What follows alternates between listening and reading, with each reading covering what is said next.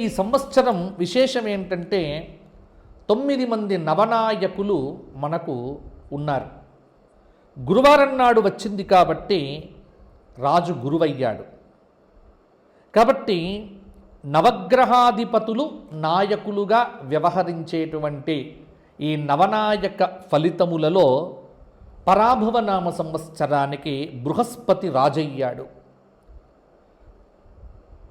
దాదాపుగా 9 గ్రహముల ఆధిపత్యముల్లో 7 శుభగ్రహములకు ఆధిపత్యం, 2 పాపగ్రహములకు ఆధిపత్యం రావటం చేత ఈ పరాభవనామ సంవత్సరంలో ప్రజలకు శుభాలు అధికంగా జరుగుతాయి అనేటువంటి ఒక సూచన మనకు కనిపిస్తూ ఉన్నది.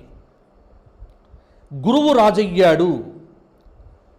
పాలకులు ప్రజా ఆమోదమైనటువంటి నిర్ణయాలు తీసుకుంటారు. సుభిక్షంగా పంటలు పండుతాయి. మంత్రి కుజుడయ్యాడు. అగ్ని ప్రమాదాలు జరిగే ఆస్కారం కూడా లేకపోలేదు. సేనాధిపతి చంద్రుడయ్యాడు. ముఖ్యంగా సేనాధిపతి కనుక చంద్రుడైతే వర్షాలు బాగా కురుస్తాయి అని మనకు శాస్త్రం చెప్పింది. అలాగే ఈ సంవత్సరం ఉన్నటువంటి ఇంకొక విశేషం ఏమిటి అంటే, ఈ సంవత్సరంలో సస్యాధిపతి గురువయ్యాడు, ధాన్యాధిపతి బుధుడయ్యాడు, అర్ఘాధిపతి చంద్రుడయ్యాడు, మేఘాధిపతి చంద్రుడయ్యాడు, రసాధిపతి శనైశ్చరుడయ్యాడు, నీరసాధిపతి గురుడయ్యాడు. కాబట్టి నవనాయక ఫలితములు మంచి ఫలితములుగానే మనకు గోచరిస్తూ ఉన్నాయి. ఈ పరాభవనామ సంవత్సరంలో గురుమౌఢ్యము జూలై 15 నుంచి ఆగస్టు 14 రోజు వరకు, అంటే 30 రోజులు, నెల రోజుల పాటు గురుమౌఢ్యమి. అందులో ఆషాఢశుద్ధ పాడ్యమి నుంచి శ్రావణ శుద్ధ విధియ కాబట్టి శూన్యమాసంలోనే గురుపౌఢ్యమి వచ్చింది కాబట్టి ముహూర్తములు ఎక్కడా కూడా పోలేదు. శుక్రమౌఢ్యమి అక్టోబర్ 19 నుంచి 29 వరకు 10 రోజులు మాత్రమే శుక్రమౌఢ్యమి.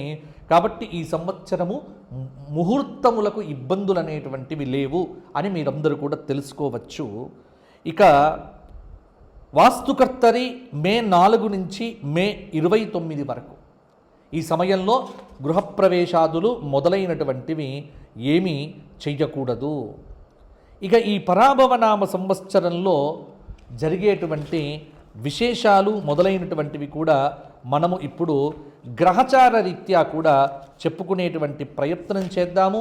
ముఖ్యంగా పరాభవనామ సంవత్సరంలో జగల్లగ్నమేమిటి, మీనలగ్నమేమిటి మొదలైనటువంటి అంశములను ఇప్పుడు సాకల్యంగా చెప్పుకుందాము. ఇక్కడ పరాభవనామ సంవత్సరంలో జగల్లగ్నం వర్షలగ్నం అనేటువంటిది మీనలగ్నం అయిపోయింది. జగల్లగ్నం అనేటువంటిది కర్కాటకమైంది. కాబట్టి లగ్న పంచమాధిపతి గురుడు కోణంలో ఉన్నాడు కాబట్టి భారతదేశానికి అద్భుతమైనటువంటి రోజులు రాబోతున్నాయి.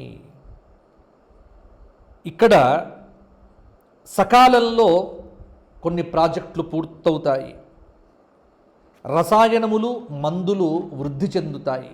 ఈ సంవత్సరం పరాభవనామ సంవత్సర ఫలితాంశమును కనుక మనం చూస్తే జగల్లగ్నం మీనం కావటం, ఈ సంవత్సరం చతుర్థ కేంద్రంలో గురువు ఉండి లగ్నాన్ని వీక్షించడం చేత అధికారులు సహాయపడతారు. లగ్న శని దశమానికి గురువీక్షణ వల్ల ఉపయోగ నిర్ణయాలు తీసుకోవటానికి ఆలస్యమైన పనులు మాత్రం జరుగుతూ ఉంటాయి. దేశీయ ఉత్పత్తి రంగం చాలా అభివృద్ధిలోకి వచ్చేటువంటి అవకాశం ఉంది. కేంద్ర ప్రభుత్వము ఈ సంవత్సరము సుస్థిరమైనటువంటి పరిపాలనను అందిస్తుంది. 100కి 100% దాదాపుగా అద్భుతమైనటువంటి పరిపాలన అందించే ప్రయత్నం చేస్తుంది. రవాణా అంతరిక్ష వ్యవస్థలో కొన్ని లోపాలు కనిపించే అవకాశం ఉంది. ఈ ఏడాది ప్రభుత్వం, అటు కేంద్ర ప్రభుత్వము, ఇటు రాష్ట్ర ప్రభుత్వాలు, ఈ రెండూ కూడా ఖచ్చితంగా కఠినమైనటువంటి నిర్ణయాలు తీసుకుంటాయి. 2 తెలుగు రాష్ట్రాల్లో పరిపాలన కొంతమేర అద్భుతంగానే కొనసాగుతుంది. ప్రాజెక్టులు, గృహ నిర్మాణ పనులు డబ్బులు లేక ఆగిపోయే అవకాశం కూడా ఉంది. అలాగే ప్రభుత్వాలు అనేక బాధ్యతలు మోస్తూ సంక్షేమ రంగానికి ఉచితాలకు చాలా డబ్బులు ఖర్చు పెట్టడం వల్ల కొంత ప్రజల్లో బానిసత్వం అనేటువంటి, అంటే ప్రజల్లో కొంత అలసత్వం అనేటువంటిది పెరిగే ఆస్కారం ఉంది. పరిపాలనా విధానంలో కొన్ని మార్పులు చేర్పులు కూడా కనిపిస్తూ ఉన్నాయి. ఇది దాదాపుగా ఈ సంవత్సరం, ఈ పరాభవనామ సంవత్సరము అస్సాంలో, పశ్చిమ బెంగాల్లో, తమిళనాడు, కేరళ, పుదుచ్చేరి చాలా రాష్ట్రాల్లో ఎన్నికలు జరుగుతాయి. దాదాపుగా అక్కడ గతంలో విజయాన్ని పొందినటువంటివే తిరిగి విజయం పొందే అవకాశాలు మనకు కనిపిస్తూ ఉన్నాయి. ముఖ్యంగా ఈ సంవత్సరం ఏమిటి అంటే చాలా వస్తువుల ధరలు పెరుగుతాయి, ఖర్చులు విపరీతంగా ఉంటాయి. మధ్యతరగతి వారు కొంత ఇబ్బంది పడే ఆస్కారం కూడా ఉంది. పొదుపు సూత్రాన్ని మీరు అమలు చెయ్యకపోతే చాలా ఇబ్బందులు ఎదుర్కోవలసి ఉంటుంది. ఆర్థిక స్థిరత్వం లేకపోవటము, యుద్ధ భయం వల్ల స్టాక్ మార్కెట్లు కుదేలు కావటము, తులం బంగారము 2 లక్షలు దాటి ఇంకా పరిగెత్తుతూ ఉంటుంది. బంగారం కానీ వెండి కానీ పరుగు పంద్యాన్ని ఆపడం అనేటువంటిది కష్టం. సామాన్య ప్రజలకు, మధ్యతరగతి కుటుంబీకులకు బంగారం కానీ వెండి కానీ కొనడం అనేటువంటిది కష్టంగానే ఉంటుంది. అలాగే స్టాక్ మార్కెట్లలో కానీ మిగతా ఎక్కడా డబ్బులు పెట్టొద్దు. ఉన్న డబ్బులు పొదుపుగా దాచుకునే ప్రయత్నం చేస్తే కనుక ఈ సంవత్సరం కొంత అనుకూలంగా ఉంటుంది. కొత్త వ్యాపారాలు మొదలు పెట్టకుండా పాత వ్యాపారాలనే కంటిన్యూ చేయండి. వ్యవసాయం అనేటువంటిది వర్షాలు బ్రహ్మాండంగా కురిసే అవకాశం ఉంది. వడగళ్ల వానలు అప్పుడప్పుడు నష్టాన్ని కూడా తీసుకొని రావచ్చు. గత సంవత్సరం కంటే ఈ సంవత్సరం పంటల విషయంలో కొంత మేలనేటువంటిది ఉంటుంది. విద్యారంగంలో మార్పులు చాలా వరకు బృహస్పతి రాజు కావటం చేత జరిగే ఆస్కారం అనేటువంటిది కనిపిస్తూ ఉన్నది. ఇక ముఖ్యంగా యువత, భారతదేశ యువత సోషల్ మీడియా అలాగే రీల్స్ పిచ్చిలో పడిపోయి సమయాన్ని బాగా వ్యర్థం చేసుకుంటారు.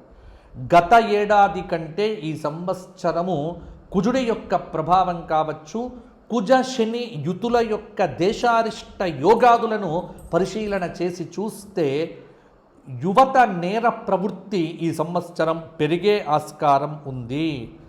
భవిష్యత్తు లక్ష్యాల మీద యువత అదుపు తప్పే అవకాశం కూడా కనిపిస్తూ ఉన్నది. ఏడాదిలో బృహస్పతి 3 రాశులు మారటం ఒక అరిష్టము అని చెప్పవచ్చు. ఉగాది నుంచి జూలై 10 వరకు కాలసర్ప యోగము, పంటలకు కాస్త ఇబ్బంది కలగవచ్చు. ఏడాదంతా మీనరాశిలో శని సంచారము చిన్న ఇబ్బందులు ఉంటాయి.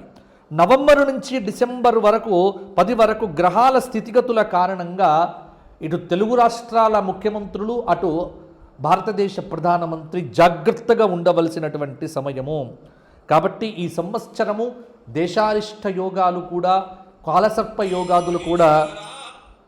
కాలసర్పాది యోగాలు కూడా ఉండటం చేత ఈ సంవత్సరము కొంత ఇబ్బందిగా ఉండేటువంటి ఆస్కారం కూడా ఉంది.